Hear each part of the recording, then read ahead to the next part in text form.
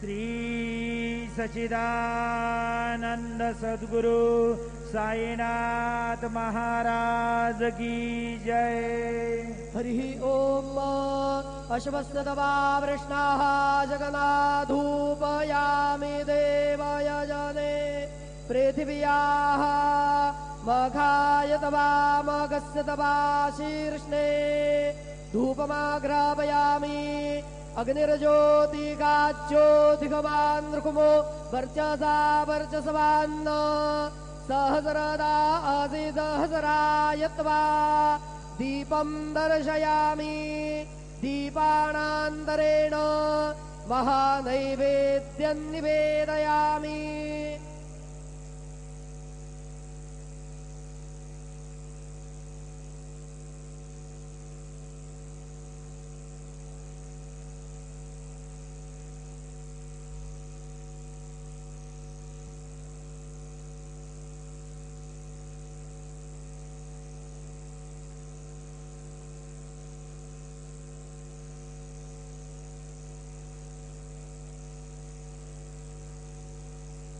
ओम प्राणदा अपाणदाभ्याणदा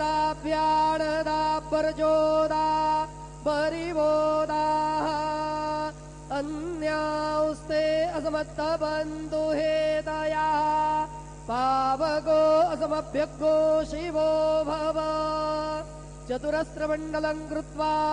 तदुपरिणैवेद्यपात्रं निधाय गायत्रीमन्त्रेण पात्रान् प्रोक्षयेत धेनुमुदरां प्रदर्शयेत सत्यं द्वरदेन बर्हिञ्जामि नैवेद्यं निवेदयामि। ॐ प्राणाय स्वाहा ॐ अपानाय स्वाहा ॐ व्यानाय स्वाहा ॐ उदानाय स्वाहा ॐ समानाय स्वाहा ओम ब्रह्मणे नमः। नैवेद्यमध्येवाणीयं समर्पयामि पुनर्नैवेद्यं निवेदयामि। ओम प्राणाय स्वाहा ओम अपानाय स्वाहा ओम व्यानाय स्वाहा ओम उदानाय स्वाहा ओम समानाय स्वाहा ओम ब्रह्मणे नमः। नैवेद्यं समर्पयामि हस्तप्रक्षालनं समर्पयामि मुखप्रक्षालनं समर्पयामि शेषोपचारार्थे प्रार्थनापूर्वकं नमस्कारं करोमि तथा च मंगल आरार्तिक्य दीपं दर्शयामि।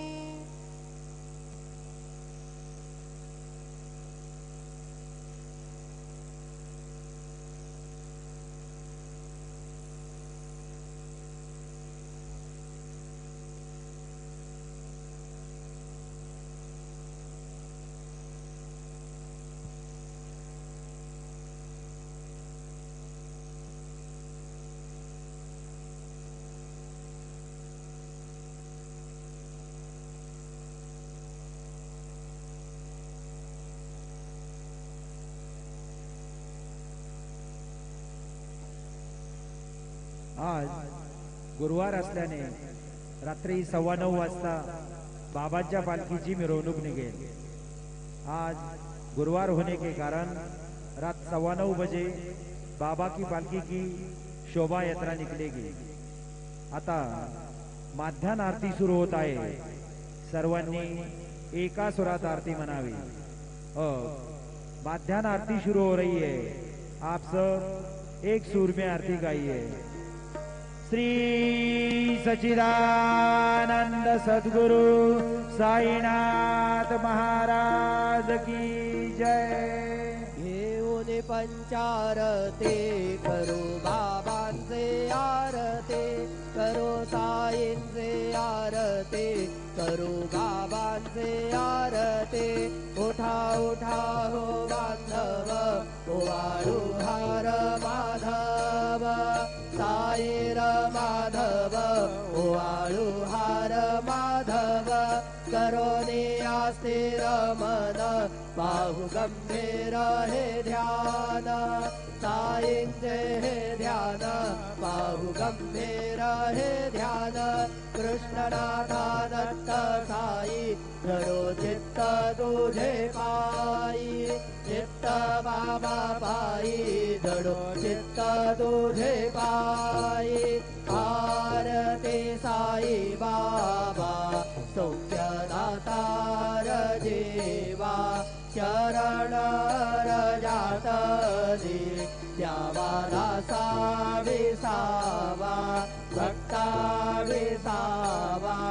आरती साई बाबा जाळुनी आनंद स्वस्वरूपी राहे रंग मोक्ष जनालावी निज डोळा श्रीरंग डोळा श्रीरंग आरती साई बाबा दयामनी दैसा भाव तया तैसानुभव दाविसी दया गदा ऐसे तुझे भाव तुझे भाव आरती साई बाबा तुमचे नाम ध्याता करे संस्कृती व्यथा अगाध तव करणी मार्ग दाविसी अनाथा दाविसी अनाथा आरती साई बाबा कलियुगी अवतार सगुण परब्रह्म साचार अवतीर्ण झाला से स्वामी दत्त दिगंबर दत्त दिगंबर आरती साई बाबा आठा दिवसा गुरुवारी भक्त करी तिवारी प्रभु पद पाहवया भव भय निवारी भय निवारी आरती साई बाबा माझा निज द्रव्य ठेवा तव चरण रज सेवा मागणे हे जियाता तुम्हा देवाधिदेवा देवाधिदेवा आरती साई बाबा इच्छित दिन चातक निर्मल तोया निज सुख पाजावे माधवाया सांभाळा पोली भाक आपोली भाक आरती साई बाबा सौख्यदातार देवा चरण रजात दे द्यावा दासा विसावा भक्ता विसावा आरती साई बाबा जय देव दत्ता अवधूता साई अवधूता जोडून कर तव चरणी ठेवी तो माता जय देव अवतरसी तो येता धर्माते ग्लानी नास्तिकांनाही तो दाविसी निज भजनी दाविसी नाना लीला संग रूपांनी हरसे दीनांचे तो संकट दिन रजनी जय देव दत्ता अवधूता हो साई अवधूता जोडून कर तव चरणी देवी तो माता जय देव यवनस्वरूपे ऐक्या दर्शन स्वादिधले संशय निरसुनिया तद्वैता गालविले गोपी चंदा मंदा त्वांजे उद्धरिले गोविंद वंशी जन्मुनि लोकातारियले जय देव दत्ता अवधूता हो साई अवधूता जोडून कर तव चरणी देवी तो माता जय देव जय देवा वेदन तत्त्वेन्दो यवनान्ता काही दावायासे झाला पुनरपि नरदेही काहति प्रेमाने तो हिंदू यवनाई काविसी आत्मत्वाने व्यापक हासाई जय देव दत्ता अवधूता हो साई अवधूता जोडून कर तव चरणी ठेवी तो माता जय देवा देवा साई नाथा त्वत्पदनत भावे परमाया मोहित जन भोजन जनि भावे तत्कृपये सकलांते संकट निरसावे देशिल दरिदे त्वद्यश कृष्णाने गावे जय देव दत्ता अवधूता हो साई अवधूता जोडून कर तव चरणी ठेवी तो माता जय देव शिर्डी माझे पंढरपूर साई बाबार मावर साई बाबार मावर शुद्ध भक्ती चंद्रभागा भाव कुंडलिक जागा भाव कुंडलिक जागा याहू अवघे जन करू बाबा श्रीवंदन साई श्रीवंदन करू बाबा श्रीवंदन करू म्हणे बाबा साई धाव पाव माझे आई धाव पाव माझे आई डांगण वंदीन जरण डोळ्यान पाहिन रूप तुझे प्रेमे आलिंगन आनंद पूजन भावे ओवाळीन म्हणे नामा त्वमेव माता पिता त्वमेव बंधो सखा त्वमेव विद्या द्रविणं त्वमेव सर्वं मम देव कायेन वाचा मनसेन्द्रियैर्वा बुद्ध्यात्मना वा प्रकृतिस्वभावात् करोमि यत् सकलं परस्मै नारायणायति समर्पयामि अच्युतं केशवं राम नारायणं कृष्णदामोदरं वासुदेवं हरिं श्रीधरं माधवं गोपिकावल्लभं जानकी नायकं रामचन्द्रं भजे हरे राम राम राम हरे हरे हरे कृष्ण कृष्ण कृष्ण हरे हरे श्री गुरुदेवा दत्त हरि ओम यज्ञेन यज्ञमय जन्त देवास्तानि धर्माणि प्रणमान्यासन्त देहनागं महिमानः सजन्त यत्र पूर्वे साध्या सन्ति देवाः ओम राजाधिराजाय प्रसह्यसाहिने नमो वयं वै श्रवणाय कुर्महे समे कामान् कामकामाय मह्यं कामेश्वरो वै श्रवणो दधातु कुबेराय वै श्रवणाय महाराजाय नमः ओम स्वस्ति साम्राज्यं भोज्यं स्वराज्यं वैराज्यं पारमेष्ट्यं राज्यं महाराज्यमाधिपत्यमयं सवन्दवर्याः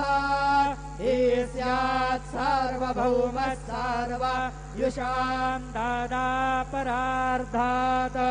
पृथिव्यै समुद्रपर्यन्ताय एकराळितदप्येशलोको विगीतो मरुतः पर्वेष्टारो मरुतस्यावसङ्गृहे आवीक्षितस्य कामप्रेर्विश्वे देवाः सभासदैति श्रीनारायण वासुदेव सच्चिदानंद सद्गुरु साईनाथ महाराज के जय। अनंता तुला ते कसे रे स्तवावे अनंता तुला ते कसे रे नमावे अनंता मुखांचा शिणे शेष गाता नमस्कार साष्टांग श्री साईनाथा स्मरावे मनी त्वत्पदा नित्य भावे पुरावे तरी भक्तीसाठी स्वभावे तरावे जगाता हृदि मायता साईनाथ नमस्कार साष्टांग श्री साईनाथ वसेदो सदा नावया संत लीला दिसे अत्यलोका परिदो जनाला परियंतरिज्ञान कैवल्यदाता नमस्कार साष्टांग श्री साईनाथ परालाधला जन्महामानवाचा धरासार्थका साधनीभूत साचा धरो साई प्रेमा गळाया अंता नमस्कार साष्टांग श्री साईनाथ धरावे करी साधलपाद्यवाला धरावे अमाधान्य जुंबो निघाला मुखे घाल प्रेमे खरा ग्रास आता नमस्कार साष्टांग श्री साईनाथ सुराधिक ज्यांच्या पदावंदिताती शुकाधिक जाते समानत्व देती प्रयागादि तीर्थे पदी नम्र होता नमस्कार साष्टांग श्री साईनाथ तुझ्या ज्या पदा पाहता गोपबाली सदा रंगलीचे स्वरूपी मिळाली करे रास क्रीडा सवे कृष्णनाथा नमस्कार साष्टांग श्री साईनाथ तुला मागतो मागणे एक द्यावे धरा जोडितो दीनात्यंत भावे भवे मोहनी राज हातारियाता नमस्कार साष्टांग श्री साईनाथ ऐसा येई वासाई दिगंबरा अक्षय रूपावतारा सर्व हि व्यापक तो श्रुतिसारा अनुसया त्रिकुमारा बाबा येई वा काशी स्नान जप प्रतिदिवसे कोल्हापूर वेक्षे निर्मल नदी तुंगा जलप्राशी निद्रा माहुरदेशे ऐसा येई वा जोडी लोंबतसे वाम करी त्रिशूलडमरोधारी भक्तावरद सदा सुखकारी देशिल मुक्तिचारी ऐसा येई वा पायी पादुका जपमाला कमंडलो मृगशाला धारण करी सेवा नागजटा मुकुट शोभतो माता ऐसा येई वा तत्पर तुझ्या जे ध्यानी अक्षय ज्ञानते सदनी लक्ष्मी वास करी दिनरजनी रक्षसी संकट वारुणी ऐसा येई वा या परिध्यान तुझे गुरुराया दृश्य करी नयनाया पूर्णानंद सुखे विकाया लाविसी हरि गुण गाया ऐसा येई वा साई दिगंबरा अक्षय रूपावतारा सर्व हि व्यापक तो श्रुतिसारा तनुसया त्रिकुमारा बाबा येई वा सदा सत्स्वरूपं चिदानन्दकन्दं जगत्सम्भवस्थान संहार हेतुं स्वभक्तेच्छयामानुषं दर्शयन्तं नमामीश्वरं सद्गुरुं साईनाथं भवद्वान्तविधवौ समार्ताण्डमीड्यं मनोवागतीतं मुनिर्ध्यानगम्यं जगद्व्यापकं निर्मलं निर्गुणं त्वां नमामीश्वरं सद्गुरुं साईनाथं भवाम्भोधिमग्नार्दितानां जनानां स्वबाधाश्रितानां स्वभक्तिप्रियाणां समुद्धारणार्थं तदौ सम्भवन्तं नमामीश्वरं सद्गुरुं साईनाथं सदा निम्बवृक्षस्य मूलाधिवासात् सुधास्राविणन्ति तमप्यप्रियन्तम् करुङ्कल्पवृक्षाधिकं साधयन्तम् नमामीश्वरं सद्गुरुं साईनाथम् सदा कल्पवृक्षस्य तस्याधिमूले भवद्भावबुद्ध्या सवर्याधिसेवां दृढाङ्कुर्वताङ्कुर्निमुक्ते प्रदन्तम् नमामीश्वरं सद्गुरुं साईनाथम् अनेकाश्रुतातर्क्यलीलाविलासै समावेष्कृतेषाणभास्मत्प्रभावम् अहं भावहीनं प्रसन्नात्मभावं नमामीश्वरं सद्गुरुं साईनाथम् सदां विश्रमाराममेवाभिरामम् सदा सज्जनैः संस्तुतं सन्नमद्भिः जनामोदनं भक्तभद्रप्रदन्तं नमामीश्वरं सद्गुरुं साईनाथम् अजन्माद्यमेकं परब्रह्म साक्षात् स्वयं सम्भवं राममेवावतीर्णम् भवद्दर्शनार्थं पुनीतं प्रभोऽहं नमामीश्वरं सद्गुरुं साईनाथम् श्री साईश कृपानिधे किलनृणां सर्वार्थसिद्धप्रद युष्मत्पादरज प्रभावमतुलं दातापि वक्ता क्षमः सद्भक्त्या शरणं कृताञ्जलिपुट सम्प्रापितोऽस्मि प्रभो श्रीमत्साई परेश पादकमला नान्यच्छरण्यं मम साई रूपधर राघवोत्तमं भक्तकामविबुधध्रुवं प्रभु माययोपहत चित्तशुद्धये चिन्तयाम्यहर्निशं मुदा शरत्सुधाशों प्रतिमं प्रकाश कृपातपात्रं तव साईनाथ त्वदीयपादाब्जसमाश्रितानां स्वच्छायया तापमपाकरोतु उपासनादैवत साईनाथ स्तवैर्मयोपासनिना सुतस्त्वं रमेन्मनोन्मे तव पादयुग्मे भृङ्गो यथाब्जे मकरन्दलुब्धः अनेकजन्मार्जितपापसंशयो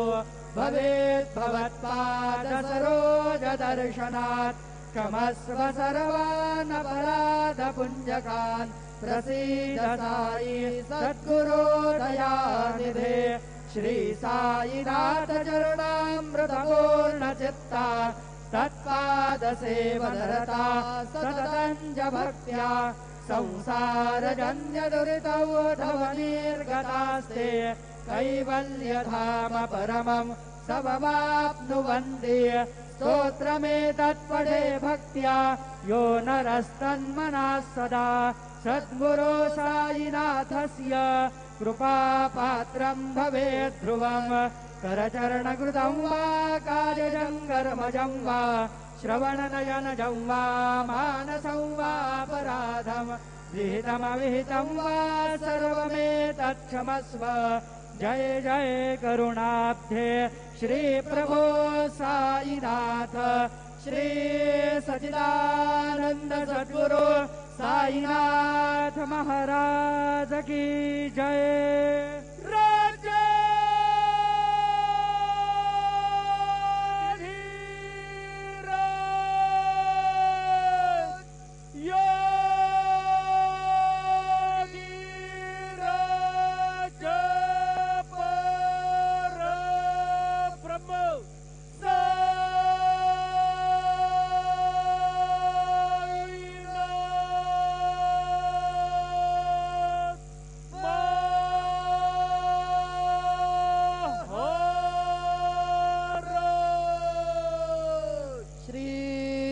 सच्चिदानंद सद्गुरु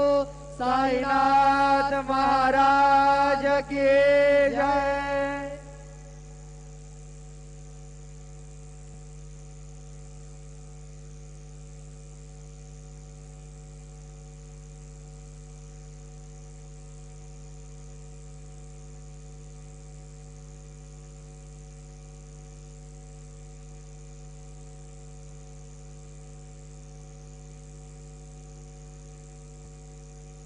ओम साईराम.